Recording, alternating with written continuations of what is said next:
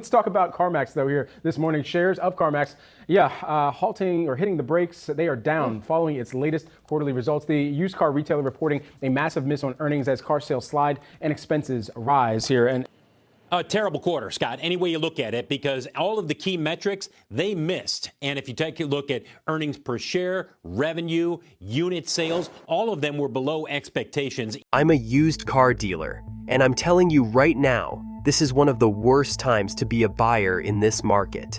I don't even want you to buy a car from me. That should tell you how bad it is. When the guy who makes a living selling $5,000 and under cars says, "Do not give me your money yet," something is seriously wrong. And the biggest warning sign isn't sitting on my little dirt lot. It's flashing in bright red letters over the largest used car dealer in America. CarMax has already shown you its hand. Their stock price got cut in half. They've been quietly lowering prices for more than a year. Volumes are still falling. The title of this video is not clickbait. CarMax warns, the crash of 2026 has started. And if you pretend it hasn't, you're the one who pays. Think about how this usually works. When a dealer wants to move more cars, they cut prices. It's not rocket science. Drop the tags by $500 and cars start rolling off the lot. That's how I do it. That's how every normal operation does it. But CarMax has been cutting prices and their volumes are still going down. That means the problem is not their marketing. It's not a bad weekend. It's a demand problem. It's a market problem. When the biggest player in the game lowers prices and still can't get units out the door, you should not be running in with your checkbook. You should be asking yourself one question. If they can't sell at these levels, what does that say about where prices are heading next? Here's the part almost no one is talking about. Delinquencies on auto loans are exploding. People are falling 60 days, 90 days behind. Repos are climbing. CarMax knows it. Carvana knows it. The banks know it. They've all been quietly increasing the cash they set aside for loan losses because they see the storm on the horizon.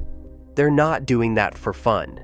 They're stockpiling because they know a wave of defaults is coming. And here's the crazy part. The tip of the iceberg we're already seeing is worse than what we saw heading into 2008. That's not my opinion. That's where the numbers already are. We don't even have enough repo drivers to pick up all the cars that are delinquent right now. If you're wondering why you're not hearing about a repo crisis every time you turn on the news, it's because everyone at the top is playing the same game. Extend and pretend, stretch the loans, work out deals, push the problem down the road so nobody has to say the R word out loud. You've got delinquencies exploding, but repo rates not exploding at the same pace. That doesn't make sense in a healthy market. It only makes sense if everyone is trying to hide how bad it really is. Because the minute one big name admits they're sitting on a pile of bad loans and starts snatching cars back aggressively, the floodgates open. Then it's okay for everyone else to admit it too. Nobody wants to be first. So they pretend everything's fine while they quietly brace for impact. And while all of that is going on at the top, I'm down here in the trenches watching a different side of the same story. My lot is slower than I've ever seen it for this time of year. This is supposed to be when we're busy. Sun is out, people are moving, work is steady. Instead, my sales manager keeps telling me the same thing after a dead week. Feels like people are broke. We're getting more "do you finance" questions than anything else. Not on $30,000 SUVs, on $2,500 cars. I don't have any money down, but if I can make weekly payments, I think I can do it. That's where we are. People can't scrape together a couple $1,000s for a beater, and that's not me exaggerating. That's the vibe every single day. Here's how that plays out on my side of the counter. I take a Honda Civic, put it on the lot at $4,500. Nobody calls. Nobody shows. 2 weeks go by. We drop it $500. Still quiet? Another 2 weeks, another $500 cut. I am not going to let that car sit out here for a year, rot in the sun, and collect dust just because I want to hold on to a fantasy number. I have to meet the market where it is, not where I wish it was. And I'm not special. Every dealer in the country is doing the same math, from my dirt lot up to CarMAX. If volumes are falling and bills still need to be paid, there is only one lever left to pull. Prices have to come down. Now here's where this becomes a huge opportunity for you if you are patient. Right now, wholesale prices are already crashing. I go to auctions, and the number of dealers showing up is going down. Bids are weaker. Hammer prices are lower. I am able to buy more cars right now for less money than I ever have at this time of year. Wholesale is where the crash shows up first. Retail, what you see on the windshield, always lags behind. I'm buying cheaper, but I'm still trying to sell at numbers that made sense last year because I'm fighting to keep my margins alive. That gap between wholesale and retail is where your patience gets paid. So when I say wait me out, I mean it. Wait me out. Wait CarMAX out. Wait Carvana out. Wait every big player and every little player. Vote with your wallet, because the longer this market stays weak, the more all of us are forced to drop our prices just to survive. We are not going to sit on metal forever. We're not going to let cars rot on the lot just to protect our pride. We will crack long before you do if you're willing to walk away and come back when the numbers make sense. That's what a crash actually looks like in real time. It's not a headline. It's a slow, grinding process of dealers surrendering one price cut at a time. And it's not just the car market. The same stress you're seeing in auto loans is bleeding into everything else. People are missing car payments, sure, but they're also falling behind on credit cards, personal loans, even mortgages. Credit is getting squeezed from every angle. Banks, finance arms, and big chains are all trying to pretend nothing's wrong while quietly letting more and more people slide just to keep the system from seizing up. You can turn on any finance channel you want. Housing, stocks, banks, it's all the same story underneath. People are stretched thin. They're not making their payments. And everyone in charge is hoping they can kick the can a little farther before anyone panics. Now, layer something even uglier on top of that. New car quality is the worst it's ever been. Last quarter alone, we saw the highest number of recalls in any quarter, ever. Manufacturers are cutting corners to get vehicles out the door, and you are the test dummy. They're rushing designs, skipping the level of inspection they should be doing, and shoving product into showrooms because they need the revenue. You pay insane prices for a brand new truck or SUV, and what you actually bought is a defect on 4 wheels. You should assume that if you buy new in 2026, there will be at least one recall in the first year or two. You'll be back at the dealer, leaving your vehicle, waiting for parts that may or may not show up next week. Look at who's the worst right now. Ford's recall list is a mess. Chevy and GM have motors cratering on people. 6-cylinder turbos, some V8s, trucks with serious engine issues straight from the factory. These are the vehicles people stretch themselves to buy. They're not cheap. They're not luxuries you can shrug off. They're work trucks, family haulers, daily drivers, and they are coming standard with huge problems. That's the reality. So if you ask me whether you should buy a brand new car in 2026, even if you've got cash to set on fire, my answer is still No. Let someone else take that gamble for the first year or two.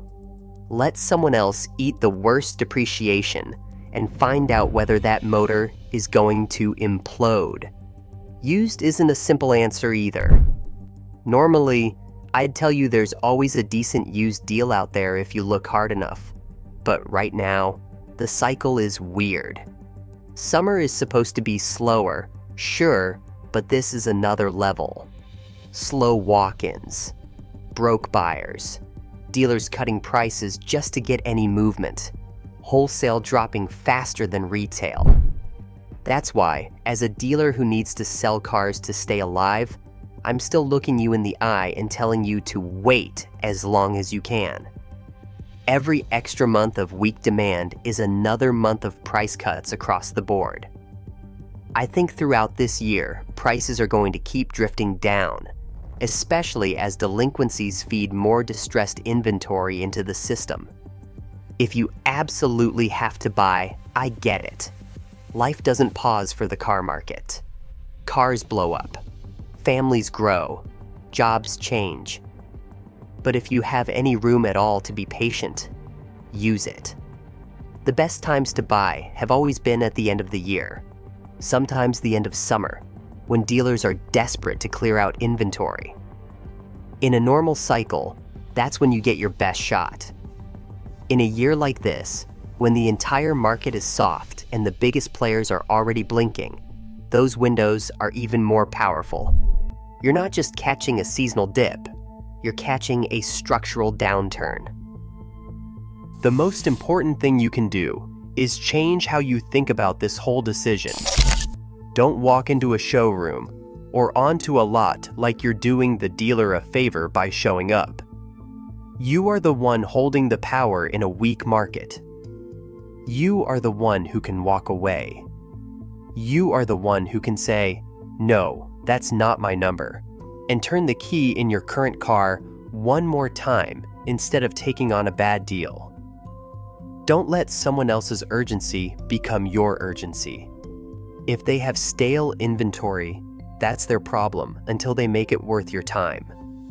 And if you want help seeing which cars are going to age like milk in this crash, that's exactly why I put together a free guide called Avoid These 17 Cars in 2026. It's the list I wish every buyer had in their hand before they ever sit down in the finance office. These are the models that combine bad quality, bad resale, and bad timing into one expensive mistake. Some of them are already getting hammered. Some of them are about to. If you're even thinking about shopping in the next year, download it, read it, and cross those names off your list before you fall in love with something that's going to wreck your budget. Because here's the bottom line.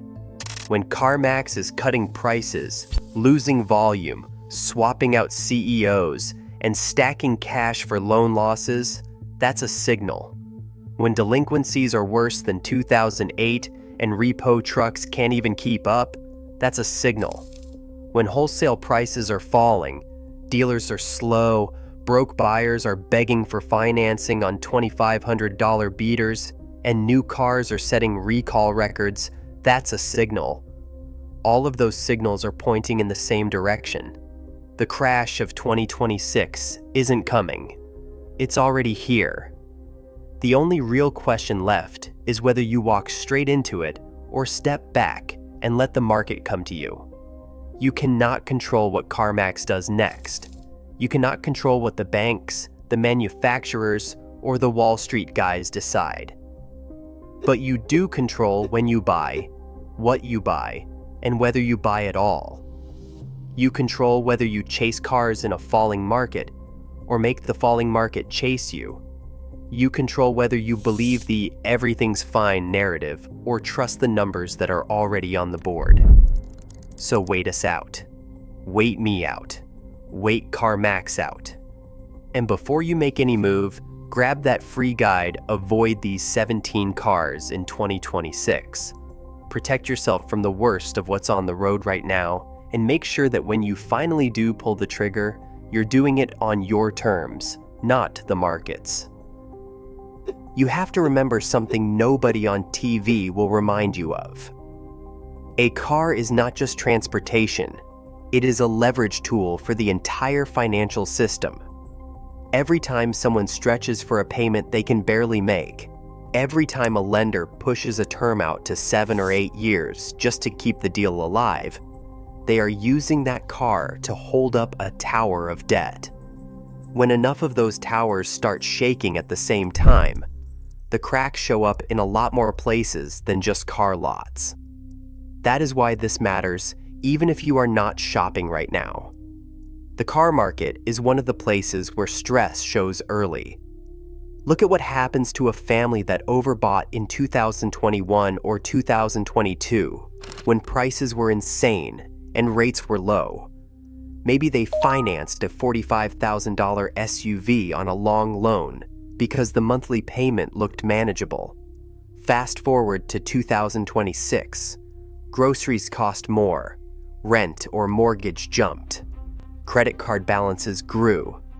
Now the rate environment changed, and everything is tighter. The car payment that felt okay when the stimulus checks were fresh is now a choke chain around their budget. They fall behind once, twice, 3 times.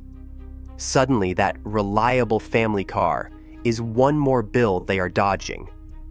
Multiply that by hundreds of thousands of households. Those late payments become delinquencies. Delinquencies become repos. Even if the repo truck hasn't shown up yet, those loans are already poisoned assets sitting on somebody's books. CarMAX sees it. The banks see it. That is why they are building up loan loss reserves. They do not do that because everything is fine. They do it because they know the math and they know how this movie ends. They just don't know how long the first act is going to drag out before the plot twist hits. And when those repos finally start hitting the auctions in serious volume, it will not be subtle. You will see late model trucks and SUVs with decent miles going for prices that would have been unthinkable a few years ago. You will see lenders liquidating portfolios, trying to turn metal back into cash. You will see dealers who have the stomach for it loading up on inventory at discounts that would make 2021 buyers physically sick. That's the second stage of this crash, and that's the stage where patient, prepared buyers finally get rewarded for waiting. But here's the catch most people miss. If you walk into that stage still thinking like a 2021 buyer, you will waste the opportunity. This is not about seeing a lower monthly payment and jumping. It is about understanding which vehicles are actually worth owning when the dust settles. It is about avoiding the models that are cheap for a reason. Bad engines, ugly recall history, garbage resale. And putting your money into the ones that are undervalued, not just underpriced. That's a huge difference. Undervalued means the price is low relative to the actual risk and usefulness of the vehicle. Underpriced means the tag is lower than it used to be, but the car is still a ticking time bomb. That is where you have to get sharper. A discounted truck with a known engine defect is not a deal. A cheap SUV from a brand that's clearly shrinking its dealer network is not a deal. A flashy, heavily discounted EV with a thin service infrastructure and a recall history is not a deal. They are traps with fresh paint. This is exactly why having something like that "Avoid these 17 cars in 2026" guide matters. It is not about scaring you away from every used car on the planet. It is about giving you a blacklist. So when the repo wave hits and the prices finally look good, you know which VINs to walk away from, no matter how tempting the number looks. You want to be in the group that buys the trucks and cars everyone still needs, not the ones everyone is trying to dump because they have learned the hard way what's under the hood. You also need to rethink how you measure affordable in a crash. Too many people only look at the monthly payment. They forget about insurance, maintenance, registration, and fuel. They forget that a car that needs a $4,000 repair a year from now is not affordable just because the payment is $80 cheaper today. In a weak economy, surprise repairs are the nails in the coffin. That's why paying attention to reliability history, parts availability, and how easy a car is to fix matters even more now than it did before. Here's a simple way to frame it. In 2021, people were paying too much for good cars because they felt desperate. In 2026, people are about to pay too much for bad cars because they feel broke. Your job is to be neither of those people. Your job is to buy a good car at a good price when the market is forced to hand you one. That means waiting until the combination of lower prices, better selection, and your own financial stability lines up. Not just one of those. All three. You have to be honest about your own situation too. If you are already stretched thin, if every big purchase feels like rolling dice with your future, this is the time to protect your cash, not burn it. Drive what you have, fix what you can. If your current car is paid off and reasonably reliable, it is a better asset than it looks on paper because it buys you time. Time for prices to drop. Time for the recall mess to play out. Time for your own financial life to stabilize. Time is the one thing the market can't take away from you unless you give it up. If your car is truly on its last legs, then you approach the next one like a survival tool, not a status symbol. You shop under your ego, not above it. You look for simple, proven platforms that have already lived through their recall years and come out the other side. You lean toward models with strong parts availability and big used populations, because that's what makes repairs cheaper. You don't chase the newest tech or the fanciest trim package. You chase resilience. And no matter where you are in that spectrum, you do not let anyone rush your decision. Not the dealer, not the ad you saw, not the fear of missing out on one hot deal on a truck you secretly know you can't afford. There will be more trucks. There will be more SUVs. There will be more used cars at auction than anyone knows what to do with if this repo wave breaks the way the numbers say it will. Scarcity is what we came out of. Oversupply is where we are heading. So when you see CarMAX sending up all these flares, slashing prices, losing volume, swapping CEOs, stockpiling for bad loans, you don't shrug and say, that's interesting. You treat it like what it is, a siren warning you to get your house in order before you step onto a lot. You save cash. You clean up your credit as much as you can. You research the models you're interested in so you can spot real value when it appears. You use guides and data, not vibes and paint colors. And you remember that the person across the desk from you is not your enemy, but they are not your guardian angel either. They are running a business in a brutal environment. They will do what they have to do to keep the lights on. Sometimes that will line up with what is best for you. Sometimes it won't. Your job is to know the difference. When someone like me tells you, "Don't buy a car from me right now, wait me out," listen. Not because we're saints, but because slow markets force honesty out of people who usually never have to say the quiet part out loud.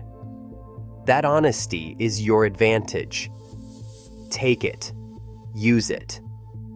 Let the crash of 2026 run its course while you stay on the sidelines, watching the numbers and waiting for the moment when everything that has been artificially propped up finally has to settle at a price real people can afford.